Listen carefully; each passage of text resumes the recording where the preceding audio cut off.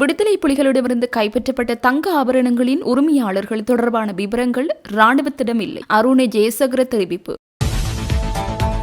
பாராளுமன்றத்தில் அமைதியின்மை, சபை நடவடிக்கைகள் ஒத்திவைப்பு. இப்ராஹிமை பாதுகாக்கவே அரசாங்கம் முயல்கிறது, நாமல் ராஜபக்ச குற்றச்சாட்டு. பயங்கரவாத தடை சட்டத்திற்கு பதிலாக புதிய சட்டம் அறிமுகம், ஜனாதிபதி அறிவிப்பு. வவுனியாவில் அனுமதியின்றி வாகன பேரணியில் ஈடுபட்ட மாணவர்கள், மோட்டார் சைக்கிள் பறிமுதல், பலருக்கு எதிராக வழக்கு. ராணுவ தளபதியிடம் மடிக்கணனி மற்றும் கைபேசியை ஒப்படைத்து சுரேசாலே.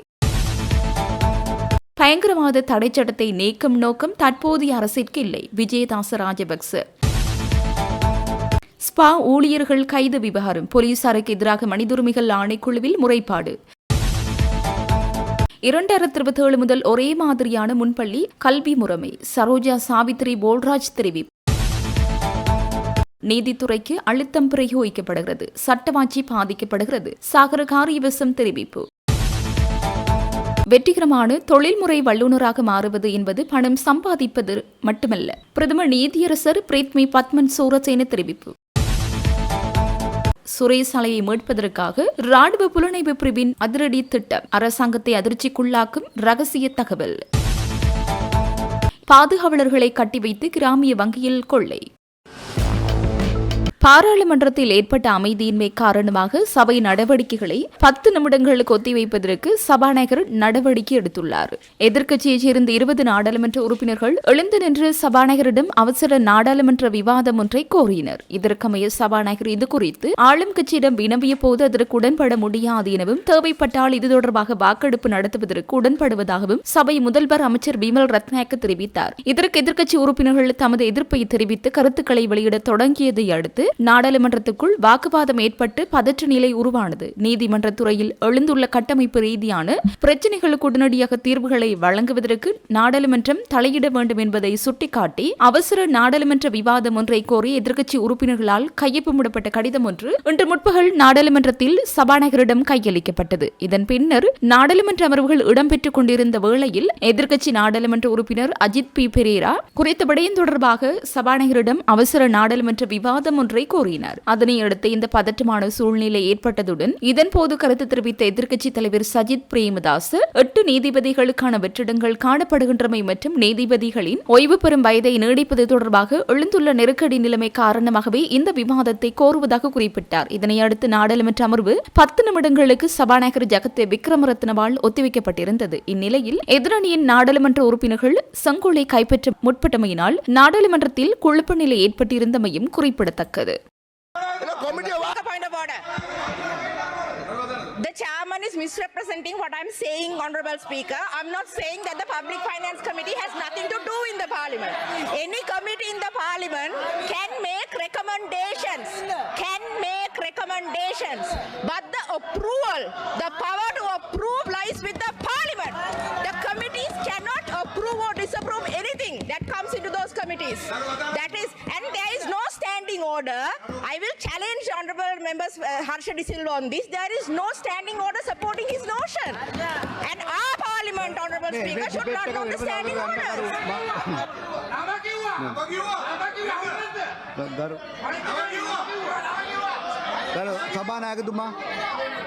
Point of order.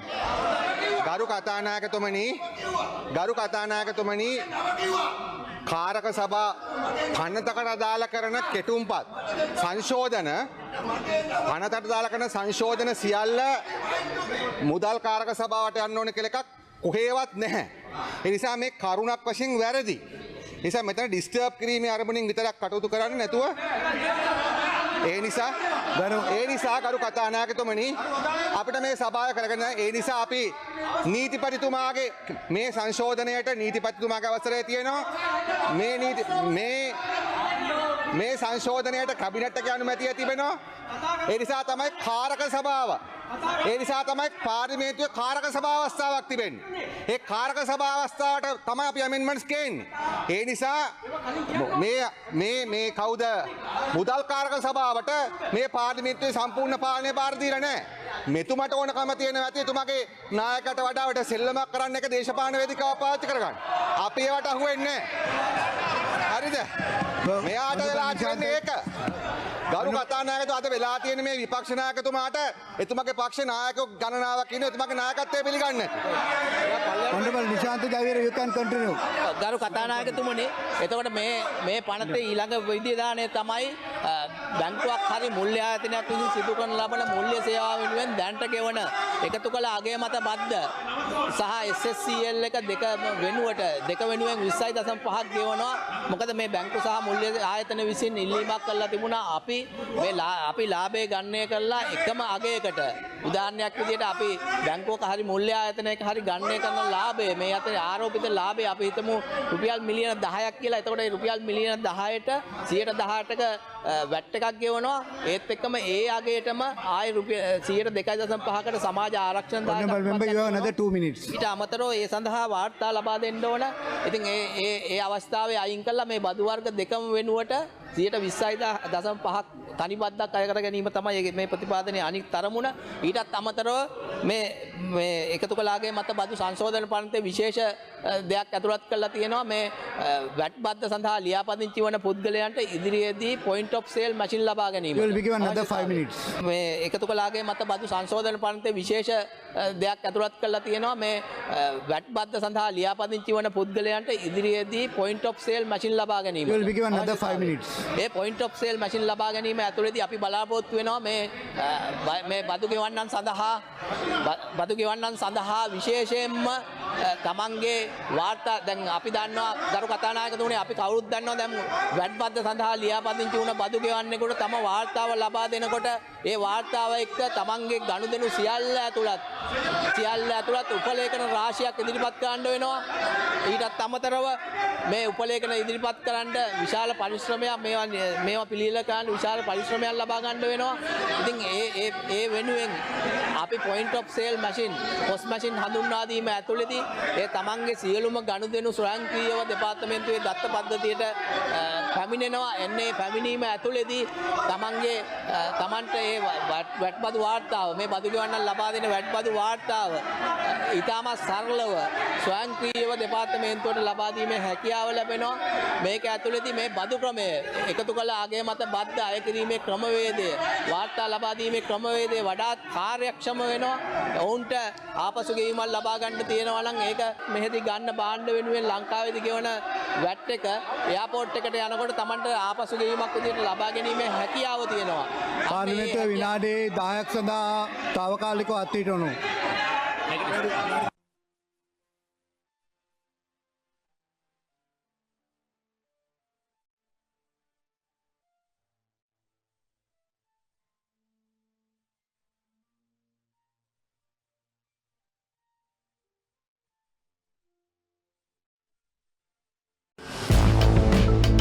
விடுதலை புலிகள் அமைப்பிடமிருந்து கைப்பற்றப்பட்ட தங்க ஆபரணங்களின் உரிமையாளர்கள் தொடர்பான விவரங்கள் ராணுவத்திடம் கிடையாது என பாதுகாப்பு பிரதியமைச்சர் அருண ஜெயசேகர பாராளுமன்ற அமர்வில் இன்று தெரிவித்துள்ளார். அத்துடன் அவர் கைப்பற்றப்பட்ட தங்க ஆபரணங்கள் குறித்து இன்னும் 3 மாத காலத்திற்குள் நீதிமன்ற நடவடிக்கை ஊடாக உரிய தீர்மானம் எடுக்கப்படும் என்றும் குறிப்பிட்டுள்ளார். இஸ்லாமிய மார்க்கத்தை அவமதிக்கும் வகையில் கருத்து வெளியிட்டு இனங்களுக்கு இடையிலான நல்லிணக்கத்தை சீர்குலைக்க செயற்பட்டார் என்ற குற்றச்சாட்டின் கீழ் பொதுபல சேனா அமைப்பின் பொதுச் செயலாளர் கலகுடர்த்த ஞானசார தேரருக்கு கொழும்பு நீதவான் நீதிமன்றம் விதி 9 மாத சிறை தண்டனையை கொழும்பு மேல் நீதிமன்றம் இன்று உறுதி செய்துள்ளது. குறித்த சிறை தண்டனையில் இருந்து தன்னை விடுவித்து விடுதலை செய்யுமாறு கோரி ஞானசார தேரரினால் தாக்கல் செய்யப்பட்ட மேன்முறையீட்டு மனுவை நிராகரித்து கொழும்பு மேல் நீதிமன்ற நீதிபதி மஞ்சுள திலகரத்ன இந்த தீர்ப்பை வழங்கியுள்ளார். கடந்த 2016ஆம் ஆண்டு கிருளப்பன பகுதியில் நடைபெற்ற ஊடகவியலாளர் சந்திப்பொன்றில் இஸ்லாமிய மார்க்கத்தை அவமதிக்கும் வகையில் கருத்து வெளியிட்டு இனங்களுக்கு இடையிலான நல்லிணக்கத்தை சீர்குலைக்கும் வகையில் செயற்பட்டார் என குற்றம் சுமத்தி தண்டனை சட்டக்கோவையின் கீழ் போலீசாரினால் ஞானசார தேரருக்கு எதிராக வழக்கு தாக்கல் செய்யப்பட்டிருந்தது. வழக்கு விசாரணைகளின் பின்னர் இந்த குற்றச்சாட்டில் அவர் குற்றவாளியாக காணப்பட்டதை அடுத்து கொழும்பு நீதவான் நீதிமன்றத்தினால் இந்த தண்டனை விதிக்கப்பட்டமை குறிப்பிடத்தக்கது. பயங்கரவாத தடை சட்டத்தை நீக்கும் நோக்கம் தற்போதைய அரசாங்கத்திற்கு இல்லை என்று முன்னாள் நீதியமைச்சர் விஜயதாச ராஜபக்ச தெரிவித்துள்ளார். அவ்வாறு செய்வதற்கு தேவைப்படின் தான் அறிமுகப்படுத்திய புதிய சட்டமூலத்தை நடைமுறைப்படுத்துவதற்கான ஆற்றல் அரசாங்கத்திற்கு உண்டு என்று அவர் சுட்டிக்காட்டுகிறார். பயங்கரவாத எதிர்ப்பு சட்டத்தை நாங்கள் கொண்டு வந்தோம். அதை பாராளுமன்றத்தில் சமர்ப்பித்த போது தற்போதைய வெளிவிகார அமைச்சர் விஜய் தேஹரத் வெறுப்புடனும் கோபத்துடனும் நடுங்கிக் கொண்டு இந்த சட்டங்களை பாராளுமன்றத்தில் கொண்டுவர நாங்கள் அனுமதிக்க மாட்டோம். எங்களுக்கு தேவை பயங்கரவாதத்திற்காக புதிய சட்டங்களை கொண்டு வருவதில்லை, இருக்கின்ற சட்டத்தை முழுமையாக ஒழிப்பதுதான் என்று கத்தியது எனக்கு இன்னும் நினைவிருக்கிறது. யுத்தம் இல்லாத நாட்டில் எதற்கு பயங்கரவாத சட்டங்கள் என்று கேட்டவர்கள் இன்று இந்த பயங்கரவாத சட்டத்தை பயன்படுத்தி மக்களுக்கு சித்திரவதைகளை கொடுத்து வருகிறார்கள். நாட்டை பார்த்தாலே அருவருப்பாக இருக்கிறது. புலனாய்வு பிரிவின் முன்னாள் பிரதானியை அழைத்துச் சென்று ஷெல் ஒன்றில் அடைத்து நிர்வாணப்படுத்தி சித்திரவதை செய்ததை சிஐடி ஒப்புக்கொண்டது. காட்டுமிராண்டித்தனத்திற்குத்தான் நாங்கள் எதிரானவர்கள். விசாரணைகள் குறித்து எங்களுக்கு பிரச்சனை இல்லை. தற்போதும் இதனை நிறைவேற்றிக் கொள்ள பிரச்சனை இல்லை. மீண்டும் இதில் எதையும் மாற்ற வேண்டியதில்லை. இந்த சட்டத்தை மேலும் வைத்திருப்பதற்குத்தான் குழுக்களை நியமிக்கிறார்கள் என்றார்.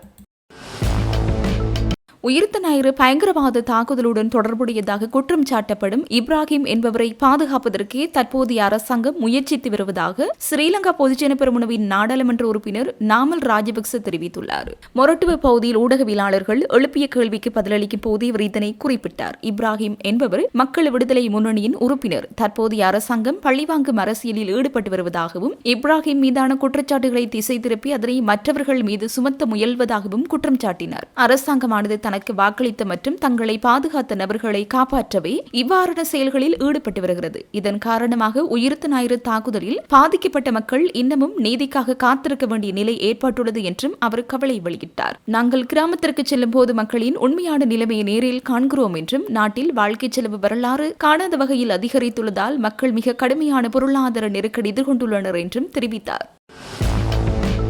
டொலர் வருமானத்தை அதிகரித்து பலமான ஏற்றுமதி பொருளாதாரத்தை கட்டியெழுப்புவதற்காக ஆடைத்துறையின் பிரச்சினைகளுக்கு வழங்கக்கூடிய உடனடி தீர்வுகள் குறித்து ஆராயும் கலந்துரையாடல் ஒன்று ஜனாதிபதி அனுரகுமார திசாநாயக்க தலைமையில் நேற்று பிற்பகல் ஜனாதிபதி அலுவலகத்தில் நடைபெற்றது. நாட்டின் முன்னணி ஆடைத்துறை வர்த்தகர்கள் மற்றும் முதலீட்டாளர்கள் கலந்து கொண்ட இக்கலந்துரையாடலில் ஆடைத்துறை எதிர்கொள்ளும் நடைமுறை சிக்கல்கள் மற்றும் ஏற்றுமதி அபிவிருத்தி சபையின் புதிய ஏற்றுமதி திட்டத்தை வெற்றிகரமாக்குவதற்கு தேவையான வசதிகளை வழங்குவது குறித்து விரிவாக ஆராயப்பட்டது. நாட்டின் ஏற்றுமதி பொருளாதாரத்தை வலுப்படுத்துவதற்கு அரசாங்கம் அதிகபட்ச ஆதரவை வழங்கும் என்று இங்கு வலியுறுத்திய ஜனாதிபதி அதற்கான எதிர்கால கொள்கை திட்டங்கள் குறித்தும் விளக்கம் அளித்தார். கைத்தொழிற்சாலைகளை கிராமப்புறங்களுக்கு விரிவுபடுத்துவதன் மூலம் ஏற்றுமதி பொருளாதாரத்தை வலுப்படுத்த முடியும் என மேலும் சுட்டிக்காட்டிய ஜனாதிபதி அனுரகுமார திசாநாயக்க அதற்காக ஒன்றிணையுமாறு முதலீட்டாளர்களுக்கு அழைப்பு விடுத்தார். இதற்காக தேவையான உட்கட்டமைப்பு வசதிகள் மற்றும் அரசாங்கத்தின் அனுசரணையுடன் வழங்குவதற்காக பிளக் அண்ட் பிளே முறைமை குறித்தும் இங்கு கலந்துரையாடப்பட்டது.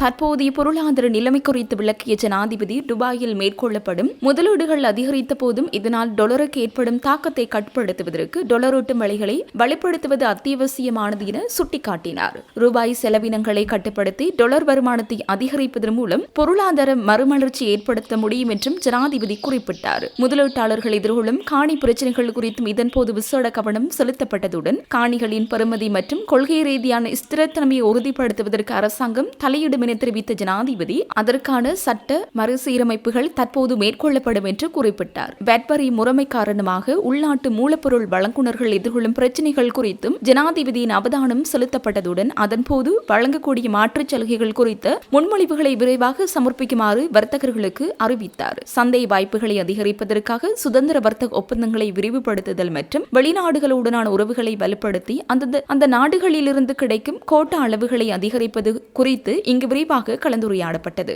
வர்த்தக மற்றும் முதலீட்டு நடவடிக்கைகளை மேலும் திறம்பட மேற்கொள்வதற்காக வர்த்தகத்திற்கான தேசிய ஒற்றைச்சாளரம் இந்த ஜூலை மாத இறுதிக்குள் நடைமுறைப்படுத்தப்படும் என எதிர்பார்க்கப்படுவதாகவும் முதலீட்டிற்கான தேசிய ஒற்றைச்சாளரத்தை இவருட இறுதிக்குள் பூர்த்தி செய்ய திட்டமிடப்பட்டுள்ளதாகவும் இங்கு தெரிவிக்கப்பட்டது. சட்டவிரோதமான முறைமையில் ஈட்டப்படும் பணம் எமது நாட்டிலிருந்து வெளியில் செல்வதை தடுப்பதற்காக சட்ட மற்றும் தொழில்நுட்ப வழிமுறைகளை வலுப்படுத்த வேண்டியதன் அவசியத்தை சுட்டிக்காட்டிய ஜனாதிபதி பயங்கர தீவிரவாத தடுப்புச் சட்டத்திற்கு பதிலாக பொதுமக்களின் உரிமைகளை பாதுகாக்கும் வகையில் ஒழுங்கமைக்கப்பட்ட குற்றங்களை தடுப்பதற்கான புதிய சட்டம் ஒன்று அறிமுகப்படுத்தப்படும் என்று கூறினார். தமது பிரச்சினைகளை ஜனாதிபதியிடம் நேரடியாக முன்வைக்க வாய்ப்பளித்தமைக்காக முதலீட்டாளர்கள் இதன்போது ஜனாதிபதிக்கு தமது நன்றியை தெரிவித்துக் கொண்டதுடன் தமது பணிகளை முன்னெடுத்துச் செல்லும் போது ஏற்படும் பிரச்சினைகள் குறித்து சம்பந்தப்பட்ட அதிகாரிகளுடன் கலந்துரையாடுவதற்கு மாதாந்தம் ஒரு சந்திப்பை வழங்குமாறு விடுத்த கோரிக்கையையும் ஜனாதிபதி ஏற்றுக்கொண்டு அதற்கு தேவையான நடவடிக்கைகளை மேற்கொள்ளுமாறு அதிகாரிகளுக்கு பணிப்புரை விடுத்தார்.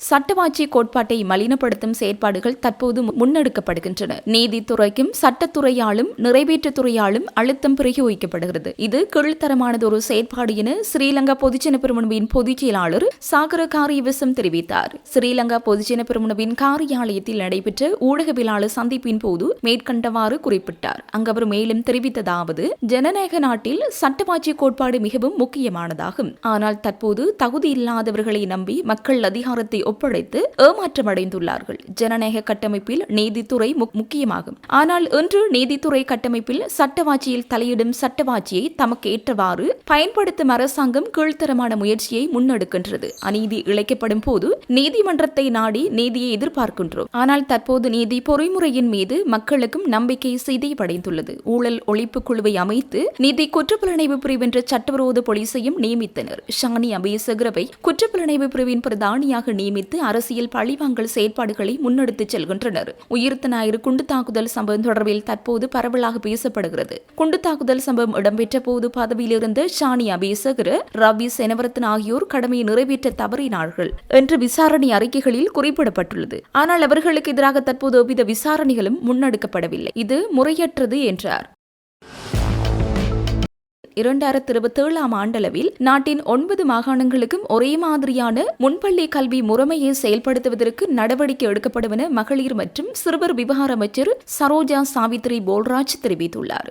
ஆரம்ப பருவ சிறுவர் அபிவிருத்தி கல்வி திட்டத்தின் ஆரம்ப விழாவில் உரையாற்றும் போதே அவர் இதனை தெரிவித்தார். ஆரம்ப பருவ சிறுவர் கல்வியானது நாட்டின் ஏனைய கல்வி செயல்பாடுகளுடன் இணையாக செல்ல வேண்டும் எனவும் அதற்கு கல்வி அமைச்சும் பங்களிக்க வேண்டும் எனவும் அவர் குறிப்பிட்டார். நாட்டில் முன்பள்ளி திட்டம் முறைசாரா வகையில் காணப்படுவது அது இன்னும் ஒரு அரசு சேவையாக மாற்றமடையவில்லை என்றும் சுட்டிக்காட்டினார். முன்பள்ளி ஆசிரியர்களை ஆட்சேர்ப்பு செய்வதற்கான முறையான நடைமுறையோ அல்லது அவர்களை கண்காணிப்பதற்கான அமைச்சோ இல்லை என்றும் அவர் மேலும் வலியுறுத்தினார். முன்னாள் தேசிய புலனாய்வு சேவையின் முன்னாள் பணிப்பாளர் ஓய்வு பெற்ற மேஜர் ஜெனரல் சுரேசாலியின் மடிக்கணினியில் எதுவித ராணுவ ரகசியங்களும் இல்லை என்று அவரது சட்டத்தரணி தெரிவித்துள்ளார். ஓய்வு பெற்ற மேஜர் ஜெனரல் சுரேசாலி ராணுவத்திலிருந்து ஓய்வு பெற்ற போது தனது மடிக்கணினிகள் மற்றும் கைபேசிகள் உள்ளிட்ட அனைத்து உத்தியபூர்வ உடைமைகளையும் ராணுவ தளபதியிடம் முறையாக ஒப்படைத்துள்ளார் என்றும் அவரது சட்டத்தரணி சஞ்சீவ வீர விக்ரம குறிப்பிட்டுள்ளார். 3 ஆண்டுகளுக்கு முன்பு சுரேசாலி ராணுவத்திலிருந்து விலகிய போது தனது சீருடை குறைபாடுகள், உத்தியபூர்வ அறிக்கைகள், பாதுகாப்புக்காக வழங்கப்பட்ட துப்பாக்கிகள், வாகனங்கள் மற்றும் அனைத்து டிஜிட்டல் சாதனங்களையும் ராணுவ தளபதியிடம் ஒப்படைத்து விட்டார். இதுகுறித்து குற்றப்புலனாய்வுத்துறை தகவல் அறிய விரும்பினால் அது ராணுவ தளபதியை வரவழைத்து மேற்குறித்த பொருட்கள் முறையாக ஒப்படைக்கப்பட்டுள்ளனவா என்று விசாரிக்கலாம். தற்போது நடைபெற்று வரும் எந்த ஒரு விசாரணைக்கும் தொடர்புடைய எந்த உபகரணமும் சுரேசாலையிடம் இல்லை. சாலைவிடம் தற்போது 2024 வாங்கப்பட்ட ஒரு HP மடிக்கணினியும் ஒரு iPhone 12 கைபேசி மட்டுமே உள்ளன. அவை இந்த விசாரணைகளுக்கு தொடர்புடைய காலத்திற்கு பிறகு வாங்கப்பட்டவையாகும். மேலும் அந்த சாதனங்களில் சாலைவிக்கு அவரது மனைவிக்கும் இடையான தனிப்பட்ட உரையாடல்கள் மற்றும் அவரது மகளின் புகைப்படங்கள் போன்ற தனிப்பட்ட தரவுகள் மட்டுமே உள்ளன. இந்த தனிப்பட்ட சாதனங்களின் கடவுச்சொற்களை வழங்க மறுக்கும் முடிவு தனி உரிமை மற்றும் தரவு பாதுகாப்பு உரிமை அடிப்படையில் எடுக்கப்பட்டுள்ளது. எந்த ஒரு குற்றச்செயலுடன் உள்ள தொடர்பை உறுதிப்படுத்தினால் எந்த ஒரு தனிநபரின் தனிப்பட்ட தரவுகளையும் குடும்ப தகவல்களையும் பெறுவதற்கு குற்றப்புலனாய்வுத்துறைக்கு சட்டப்பூர்வ உரிமை இல்லை. அத்தகைய தரவுகளை பெறுவதற்கு அது தொடர்பான தகவல்கள் நீதவான் நீதிமன்றத்தில் தெரிவிக்கப்பட்டு முறையான அனுமதி பெறப்பட வேண்டும். கடவுச்சொற்கள் இல்லாமலேயே விசாரணைகளை நடத்துவதற்கு தேவையான தொழில்நுட்ப வசதிகளை கொண்ட நிறுவனங்கள் இருந்தாலும் தனது கட்சிக்காரரின் தனியுரிமையை பாதிக்கும் எந்த ஒரு தகவலையும் குற்றப்புலனாய்வுத்துறைக்கு வழங்க மாட்டோம் என்று சட்டத்தரணி சஞ்சீவ வீர விக்ரம தொடர்ந்தும் வலியுறுத்தியுள்ளார். சுரேசாலையை மீட்பதற்காக ராணுவ புலனாய்வு பிரிவில் மிக துல்லியமான மற்றும் கடும் ரகசியமான நடவடிக்கை ஒன்று முன்னெடுக்கப்பட்டுள்ளதாக மிக பயங்கரமான தகவல் ஒன்று வெளிவந்துள்ளது. இந்த தகவலை லங்கா நியூஸ் இணையதளம் வெளியிட்டுள்ளது. அந்த செய்தியில் குறிப்பிடப்பட்டுள்ள தகவல்களாவது, இலங்கை ராணுவ புலனாய்வு பிரிவின் அதி உயர் பாதுகாப்பு வளையத்திற்குள் உள்ளக நபர்களால் ஒமேகாரை என்று அழைக்கப்படும் கடுமையான கட்டுப்பாடுகள் மற்றும் வசதிகளை கொண்ட ரகசிய பிரிவொன்று அமைந்துள்ளது. இந்த பிரிவானது ராணுவத்தினால் உத்தியபூர்வமாக அங்கீகரிக்கப்பட்ட எந்த ஒரு பிரிவிலிருந்து முற்றிலும் வேறுபட்ட ஒன்றாகும். இதற்குள் தேர்ந்தெடுக்கப்பட்ட ஒரு சிலருக்கு மட்டுமே நுழைய அனுமதி உள்ளதோடு சாதாரண ராணுவ பணியாளர்கள் உள்ளே நுழைவது தடை செய்யப்பட்டுள்ளது. இதன் அன்றாட நடவடிக்கைகளை 3 சிரேஷ்ட அதிகாரிகள் கண்காணித்து வருவதோடு அவர்கள் ராணுவ புலனாய்வு பிரிவின் பணிப்பாளர் நாயகம் மேஜர் ஜெனரல் தேப்தி ஆரியசிங்கவுக்கு மட்டுமே தகவல்களை வழங்க முடியும். இந்த அறையானது ஸ்ரீலங்கா டெலிகாமின் அதிவேக ஃபைபர் ஆப்டிக் தகவல் தொடர்பு, உயர் தொழில்நுட்ப மடிக்கணினிகள் மற்றும் சிக்னல் புலனாய்வு தகவல்கள் மற்றும் சைபர் நடவடிக்கைகளுக்காக பயன்படுத்தப்படும் பிரத்யேக அம்சங்களை கொண்டுள்ளதாக கூறப்படுகிறது. இந்த அமைப்பானது எல்லை கண்காணிப்பு அல்லது பயங்கரவாத எதிர்ப்பு நடவடிக்கைகளுக்காக அன்றி முற்றிலும் உள்நாட்டு இலக்குகள் மீது தாக்குதல் நடத்துவதற்காகவே உருவாக்கப்பட்டுள்ளது. இதன் செயற்திட்டமாக உண்மை தகவல்களை மறைத்தல் மற்றும் போலி கருத்துக்களை உருவாக்குதல் போன்ற படிமுறைகளை கொண்டுள்ளன. தங்களது புவியியல் இருப்பிடம் மற்றும் நிறுவன அடையாளத்தை கண்டறிவதை தடுப்பதற்காக வணிக ரீதியாக கிடைக்கக்கூடிய உயர்மட்ட VPN வலைப்பின்னல்களை பயன்படுத்துகின்றனர். இவற்றை பயன்படுத்தி தங்களது டிஜிட்டல் செயற்பாடுகளை வெளிநாட்டு சர்வர்கள் ஊடாக திசை திருப்புகின்றனர். யாராலும் கண்டறிய முடியாத போலி மின்னஞ்சல் முகவரிகளின் வலைப்பின்னல்களை உருவாக்குகின்றனர். பின்னர் அவற்றின் ஊடாக பாரியளவில் போலி முகநூல் கணக்குகளை உருவாக்குதல். மேலும் இந்த பிரிவுக்குள் இருக்கும் ஒரு பிரத்யேக குழுவினால் உளவியல் ரீதியான தாக்கத்தை ஏற்படுத்துவதற்கும் சமூக ஊடக அல்காரிதம்கள் ஊடாக வேகமாக பரவுவதற்கு என்று பிரத்யேகமாக தயாரிக்கப்பட்ட கிராபிக்ஸ், மேம்ஸ்கள் மற்றும் சமூக ஊடக பதிவுகள் உருவாக்கப்படுகின்றன. இவை இலக்கு வைக்கப்பட்ட நபர்களுக்கு பாதிப்பை ஏற்படுத்துவதற்காக மட்டுமே வடிவமைக்கப்பட்டுள்ளன. இந்த பிரிவின் முக்கிய இலக்காக 3 பெயரிடப்பட்டுள்ளனர். மேலதிக சொலிசிட்டர் ஜெனரல் திலீப பீரிஸ், குற்றப்புலனாய்வு திணைக்களத்தின் பணிப்பாளர் ஷானி அபியசகர, சட்டமா அதிபர் பாலிந்த ரணசிங்க ஆகியோர் ஆவார். ஒமேகாரையின் தெளிவான இலக்கு இந்த அதிகாரிகளை பகிரங்கமாக அசௌகரியத்திற்குள்ளாக்குவது மட்டுமல்ல, அவர்களின் உளவியலை பாதிப்படைய செய்தல், அவர்களின் தனிப்பட்ட பாதுகாப்பு குறித்த அச்ச உணர்வை ஏற்படுத்துவது மற்றும் அவர்கள் மீதான பொது நம்பிக்கை அளிப்பது இதன் நோக்கமாகும். ஒமேகாரையினால் மேஜர் ஜெனரல் சுரேசாலவுக்கு சாதகமான பிரச்சார நடவடிக்கைகளும் முன்னெடுக்கப்படுகின்றன. ஏனைய நபர்களை தாக்குவதற்கு பயன்படுத்தப்படும் அதே போலி கணக்குகளின் வலைப்பின்னலை பயன்படுத்தி சமூக ஊடகங்களில் அவரது பிம்பத்தை செயற்கையாக உயர்த்துவது இதன் மூலம் நடக்கிறது. அண்மையில் ஸ்பா சிகிச்சை நிலைய பெண் ஊழியர்கள் சிலர் கைது செய்யப்பட்ட போது போலீஸ் நிலையத்தினுள் வைத்தவர்கள் வீடியோ எடுக்கப்பட்டதாகவும் அவர்களின் அடையாளங்கள் வெளிப்படும் வகையில் அவை ஊடகங்கள் மற்றும் சமூக ஊடகங்களில் பரப்பப்பட்டதாகவும் தெரிவித்து இலங்கை மனித உரிமைகள் ஆணைக்குழுவில் நேற்று 2 தனித்தனி முறைப்பாடுகள் சமர்ப்பிக்கப்பட்டுள்ளன. சர்வதேச மனித உரிமைகள் சட்ட சங்கம் மற்றும் இலங்கை ஸ்பா சங்கம் ஆகிய இணைந்து இந்த முறைப்பாடுகளை மேற்கொண்டுள்ளன. இந்த முறைப்பாடுகளை மேற்கொண்டுள்ளதுடன் இது சட்டவிரோத செயலுக்கு போலீசாரை பொறுப்பு கூற வேண்டும் என்றும் வலியுறுத்தியுள்ளனர். இதுகுறித்து கருத்து தெரிவித்த சர்வதேச மனித உரிமைகள் சட்ட சங்கத்தின் சட்டத்தரணி சுசந்த குணவர்த்தன, அண்மையில் போலீசாரால் பெண்கள் சிலர் கைது செய்யப்பட்ட போது அவர்களின் அடையாளங்கள் ஊடகங்களுக்கு வெளிப்படுத்தப்பட்டுள்ளதாக குறிப்பிட்டார். நீதிமன்றத்தின் மூலம் குற்றம் நிரூபிக்கப்படும் வரை அவர்கள் சட்டத்தின் முன்னிலையில் சந்தேக நபர்கள் மட்டுமே. இந்த சம்பவத்தால் ஏற்பட்டுள்ள அவமானம் காரணமாக அந்த பெண்கள் தற்போது தற்கொலை செய்து கொள்ளும் அளவிற்கான கடுமையான மன உளைச்சலுக்கு ஆளாகியுள்ளனர். போலீஸ் அதிகாரிகள் இந்த சட்டத்தை தெளிவாக மீறியுள்ளதாக குற்றம் சாட்டியவர் இதற்கு தமது கடுமையான எதிர்ப்பை வெளியிட்டதுடன் இதுகுறித்து போலீஸ் அதிபரிடம் முறைப்பாடு செய்ய உள்ளதாக தெரிவித்தார். அதனால் அந்த பெண்களால் தற்போது தமது வீடுகளுக்கு கூட செல்ல முடியாத அவல நிலை ஏற்பட்டுள்ளது. இலங்கையில் ஸ்பா தொழில் தடை செய்யப்படவில்லை. எனினும் அனைத்து ஸ்பா நிலையங்களையும் விபச்சார விடுதிகள் என முத்திரை குத்த சிலர் முயற்சிப்பதாக குற்றம் சாட்டினார். மேலும் இந்த தொழிலை முறையாக நடத்தும் அனைத்து பதிவு செய்யப்பட்ட நிறுவனங்களும் அரசாங்கத்திற்கு ஒழுங்காக வரி செலுத்தி வருவதாகவும் இலங்கை ஸ்பா சங்கத்தின் தலைவர் பிரசன்ன முனசிங்க மேலும் தெரிவித்தார். ஒரு நபர் தொழில்முறை வல்லுநராக மாறுவது கடினமான காரியம் என்றும் வெற்றிகரமான தொழில்முறை வல்லுநராக மாறுவது என்பது பெருமளவு பணம் சம்பாதிப்பது மாத்திரமல்ல என்றும் பிரதம நீதியரசர் பிரீத்தி பத்மன் சூரசேன தெரிவித்துள்ளார். உயர் நீதிமன்றத்தில் நேற்று நடைபெற்ற புதிய சட்டத்திறன்களின் சத்திய பிரமாண உத்தியபூர்வ நிகழ்வில் உரையாற்றும் போது அவர் இவ்வாறு குறிப்பிட்டுள்ளார். சட்டத்துறையில் புதிதாக இணைந்து கொண்ட புதிய உறுப்பினர்களுக்கு நீதிமன்றத்தின் மனமார்ந்த வாழ்த்துக்களை தெரிவித்த பிரதம நீதியரசர் தொழிலின் மூலம் பெறப்படும் அறிவு மற்றும் கட்சிக்காரர்களுக்கு வழங்கப்படும் தரமான சேவை ஆகியவை தொழில்முறை வெற்றியை அளவிடும் முக்கிய அளவுகோல்களாகும் என சுட்டிக்காட்டினார். சத்திய பிரமாணம் செய்து கொண்ட அனைத்து சட்டத்திறனிகளும் நீதிமன்றத்தின் உத்தியோகத்தர்களாக ஏற்றுக்கொள்ளப்படுவதாகவும் அவர்கள் முன்வைக்கும் விடயங்களை நம்பியே நீதிமன்றம் செயற்படும் என்றும் பிரதம நீதியரசர் நினைவு கூர்ந்தார். சிறந்த திறமையும் நட்பெயரும் கொண்ட நபர்கள் மாத்திரம் சட்டத்திறனிகளாக சேர்த்துக் கொள்ளப்பட வேண்டும் என சட்டத்தில் கூட தெளிவாக குறிப்பிடப்பட்டுள்ளதாக அவர் வலியுறுத்தினார். ஒரு சட்டத்திறனியாக தனது தரத்தை உயர்மட்டத்தில் பேணுவதற்கு அனைவருக்கும் பொறுப்புள்ளது என்றும் சத்திய பிரமாணம் செய்து கொண்ட குழுவினர் நீண்ட காலமாக இந்த உன்னதமான தொழிலின் தரத்தை பாதுகாப்பதற்கு செயற்படுவார்கள் என தான் எதிர்பார்ப்பதாகவும் அவர் குறிப்பிட்டார். தொழில்முறை வாழ்க்கையிலும் அதற்கு புறம்பான தனிப்பட்ட வாழ்க்கையிலும் நேர்மையை பேண வேண்டியது மிகவும் முக்கியமானது என்றும் தொழிலின் கண்ணியம் அவர்கள் நடந்து கொள்ளும் விதத்திலேயே தங்கியுள்ளது என்றும் அவர் சுட்டிக்காட்டியுள்ளார்.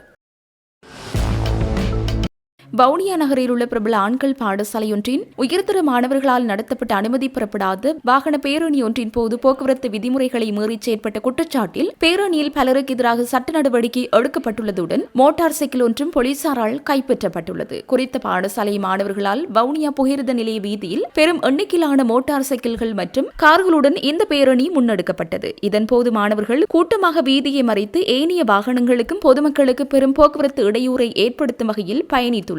அத்துடன் அதிவேக திறன் கொண்ட மோட்டார் சைக்கிள்களில் அதிக சத்தத்தை எழுப்பக்கூடிய வகையில் சைலன்சர்கள் பொருத்தப்பட்டிருந்ததோடு வீதியில் ஆபத்தான முறையில் அதிவேகமாகவும் அவர்கள் வாகனங்களை செலுத்தியுள்ளனர். இதுகுறித்து கிடைத்த தகவலை அடுத்து வவுனியா போலீஸ் நிலைய போக்குவரத்து பிரிவு பொறுப்பதிகாரி தலைமையிலான போலீஸ் குழுவினர் சம்பவ இடத்திற்கு விரைந்து சென்று குறித்த பேரணியை வழிமறித்தனர். இதன்போது போக்குவரத்து விதிமுறைகளை மீறியமை தொடர்பில் போக்குவரத்துக்கு இடையூறு விளைவித்தல், வாகன வடிவமைப்புகளில் சட்டவிரோத மாற்றம், ஒலி மாசு ஏற்படுத்துதல், வேகமாக பயணித்தல் தொடர்பிலான சட்டங்களின் கீழ் மாணவர்களுக்கு எதிராக போலீசாரால் நடவடிக்கை எடுக்கப்பட்டது.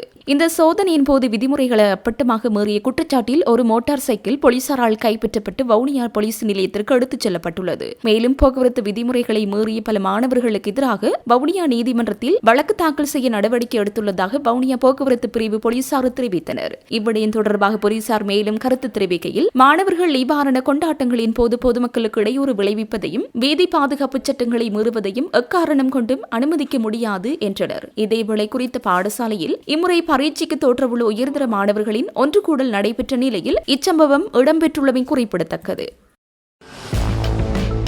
தற்போதைய அரசாங்கம் சுரேஷ் ஆலையை குறிவைத்து இறுதியாக ராஜபக்ச குடும்பத்தினரை பழிவாங்க திட்டமிட்டுள்ளதாக ஸ்ரீலங்கா பொதுஜன பெரமுனவின் பொதுச் செயலாளர் சாகர காரியவசம் குற்றம் சாட்டியுள்ளார். 2019 ஆண்டில் கோட்டபய ராஜபக்சவை ஆட்சிக்கு கொண்டுவரும் நோக்கிலேயே உயிர்த்த ஞாயிறு தாக்குதல் திட்டமிடப்பட்டதாக கூறப்படும் குற்றச்சாட்டுகளை அவர் முற்றாக மறுத்துள்ளார். இதுகுறித்து பேசிய அவர், 2019 ஏப்ரல் மாதத்திலேயே உயிர்த்த ஞாயிறு தாக்குதல் இடம்பெற்றது. ஆனால் 2018 பிப்ரவரியில் நடைபெற்ற உள்ளூராட்சி மன்ற தேர்தலிலேயே பொதுஜன பெரமுன மற்றும் ஸ்ரீலங்கா சுதந்திர கட்சி ஆகியன இணைந்திருந்தன. அப்போது எந்த ஒரு தேர்தலிலும் பெரும்பான்மை வெற்றியை பெறுவதற்கான அரசியல் பின்னணி எங்களுக்கு சாதகமாக ஏற்கனவே உருவாகியிருந்தது. எனவே ஆட்சிக்கு வர இப்படி ஒரு தாக்குதல் நடத்தப்பட வேண்டிய தேவை இருக்கவில்லை என்றார். மேலும் நாட்டின் யாருக்காவது இந்த சம்பவம் குறித்து சந்தேகம் இருந்தால் அது குறித்து முறையான விசாரணை நடத்தி சாட்சியங்களின் அடிப்படையில் குற்றவாளிகளுக்கு தண்டனை வழங்குவதை தாம் ஒருபோதும் எதிர்க்கவில்லை என்றும் அவர் தெரிவித்தார். சுரேஷ் ஆலைக்கு ஏன் இந்த அளவுக்கு சித்திரவதைகள் செய்யப்படுகின்றன என்ற கேள்விக்கு விடையளித்த அவர்,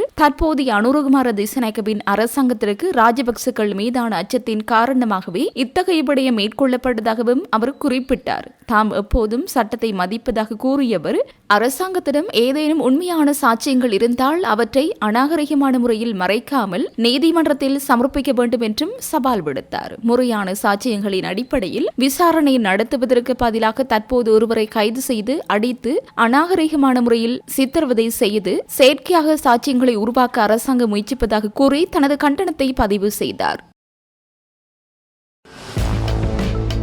கிளிநொச்சி தர்மபுரம் போலீஸ் பிரிவுக்குட்பட்ட பிரமந்தனாறு பகுதியில் 2 வயது குழந்தையொன்று கிணற்றில் தவறி விழுந்து பரிதாபமாக உயிரிழந்துள்ளது. நேற்று மதியம் அயலவர் வீட்டில் விளையாடிக் கொண்டிருந்த போது இக்குழந்தை பாதுகாப்பற்ற கிணறு ஒன்றில் தவறுதலாக விழுந்து உயிரிழந்துள்ளது. தாயும் குழந்தையும் அருகிலுள்ள அயலவர் வீட்டிற்கு சென்றுள்ளனர். இதன்போது தனது கணவருக்கு உணவு வழங்குவதற்காக குழந்தை அயலவர் வீட்டிலே விட்டுவிட்டு தாய் தனது வீட்டிற்கு சென்றுள்ளார். சிறிது நேரத்தின் பின்னர் அயலவர் வீட்டில் விளையாடிக் கொண்டிருந்த குழந்தையை காணாததால் அக்குடும்பத்தினர் தாயிடம் சென்று குழந்தை வீட்டிற்கு வந்துள்ளது இல்லாததா என வினவியுள்ளனர். அக்குழந்தை இல்லாததால் பதற்றமடைந்தவர்கள் சுற்றுவட்டார பகுதிகளில் தேடியுள்ளனர். இதன்போது அங்கிருந்த பாதுகாப்பு கிணறொன்றில் குழந்தை விழுந்து கிடந்ததை கண்டுள்ளனர். உடனடியாக குழந்தையை மீட்டு தருமபுரம் பிரதேச வைத்தியசாலைக்கு கொண்டு சென்ற போதிலும் குழந்தை ஏற்கனவே உயிரிழந்து விட்டதாக வைத்தியர்கள் தெரிவித்துள்ளனர். இச்சம்பவத்தில் பிரமந்தனாறு 6ஆம் வாய்க்கால் பகுதியைச் சேர்ந்த 2 வயது குழந்தையை பரிதாபமாக உயிரிழந்துள்ளது. உயிரிழந்த குழந்தையின் சடலம் மேலதிக விசாரணைகளுக்காக கிளிநொச்சி மாவட்ட பொது வைத்தியசாலைக்கு கொண்டு செல்லப்பட்டுள்ளதுடன் தருமபுரம் போலீசார் இச்சம்பவம் குறித்து மேலதிக விசாரணைகளை மேற்கொண்டு வருகின்றனர்.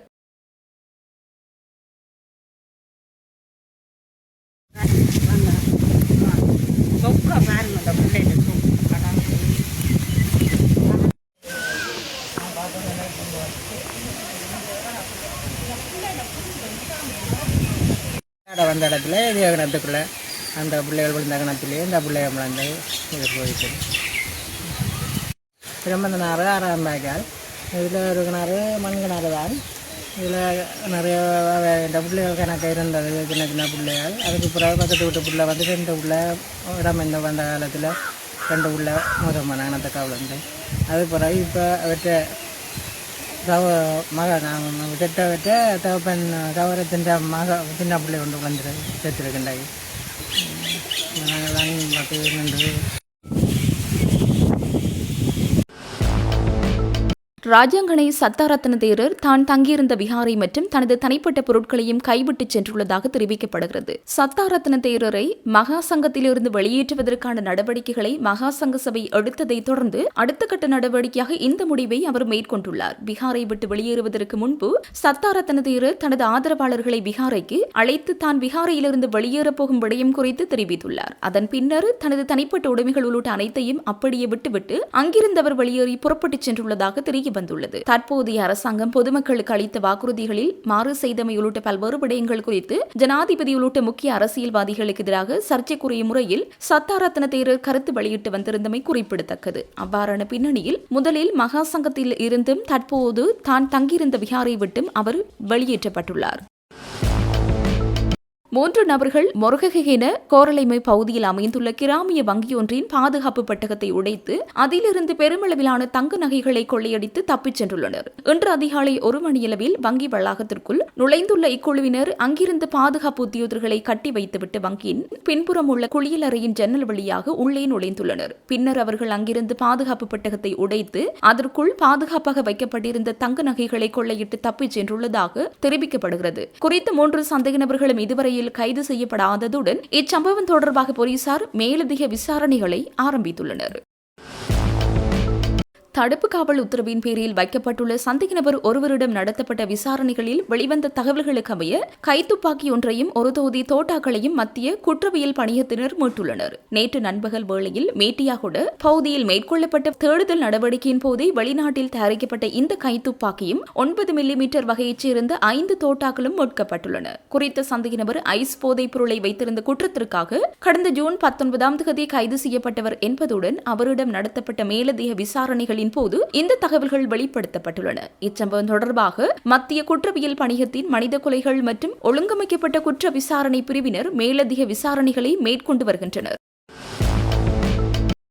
களத்துறை விசேட குற்றப்புலனாய்வு பிரிவின் போலீஸ் பரிசோதகர் ஒருவர் லஞ்சம் மற்றும் ஊழல் ஒழிப்பு ஆணைக்குழுவினால் கைது செய்யப்பட்டுள்ளார். நேற்றிரவு லஞ்சம் அல்லது ஊழல் குற்றச்சாட்டுகளை விசாரிக்கும் ஆணைக்குழுவினால் கைது செய்யப்பட்டுள்ளதாக தெரிவித்துள்ளது. களத்துறை சிரேஷ்ட போலீஸ் அத்தியட்சகர் அலுவலகத்தின் கீழ் இயங்கும் விசேட குற்றப்புலனாய்வு பிரிவில் கடமையாற்றி வந்த போலீஸ் பரிசோதகர் ஒருவரை இவ்வாறு கைது செய்யப்பட்டுள்ளதாக தெரிவிக்கப்படுகிறது. களத்துறை பகுதியைச் சேர்ந்த வர்த்தகர் ஒருவருக்கு சொந்தமான வாகனம் தொடர்பில் விசேட குற்றப்புலனாய்வு பிரிவு விசாரணை ஒன்றினை மேற்கொண்டு வந்துள்ளது. இந்த விசாரணைக்கு அமைவாக நீதிமன்றத்தில் குற்றவியல் குற்றச்சாட்டுகளை பதிவு செய்யாமல் இருப்பதாக குறித்த போலீஸ் பரிசோதகர் 10 லட்சம் ரூபாய் பணத்தை கோரியுள்ளதாக தகவல் வெளியாகியுள்ளது. சந்தேக நபரான போலீஸ் பரிசோதகர் இதற்கு முன்னர் முறைப்பாட்டாளரிடமிருந்து 1 லட்சம் ரூபாய் பணத்தை பெற்றுக்கொண்ட நிலையில் மீதி தொகையான 9 லட்சம் ரூபாயை பெற்றுக் கொள்வதற்காக களத்துறையில் உள்ள பிரபல ஹோட்டல் ஒன்றிற்கு வந்திருந்த போதே அவர் கைது செய்யப்பட்டுள்ளார். இவ்வாறு கைது செய்யப்பட்ட சந்தேக நபரான போலீஸ் பரிசோதகர் கொழும்பு பிரதம நீதவான் நீதிமன்றத்தில் இன்று முன்னிலைப்படுத்தப்பட உள்ளார்.